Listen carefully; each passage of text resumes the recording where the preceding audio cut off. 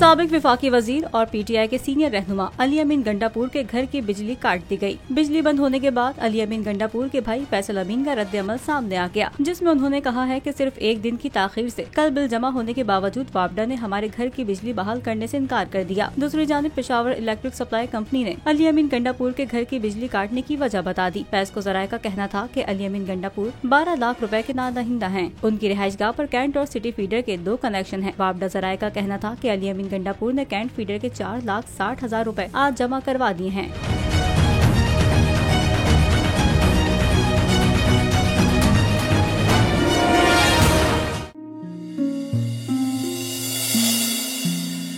अपना घर यूं मईशत का पहिया भी घूमेगा, मजदूर भी सर उठा के जिएगा।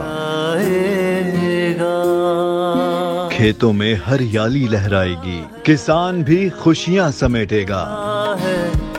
वक्त गुजर उम्मीद के चिराग जलते रहेंगे, महंगाई से भी जान छूटेगी। फैसले की घड़ी पाकिस्तान जीता है और पाकिस्तान ही जीतेगा।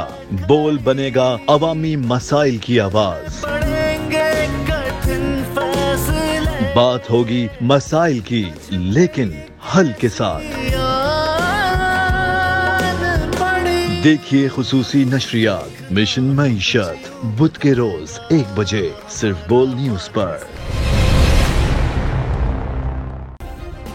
सब्सक्राइब करें और बेल दबाएं ताकि कोई खबर रह न जाए।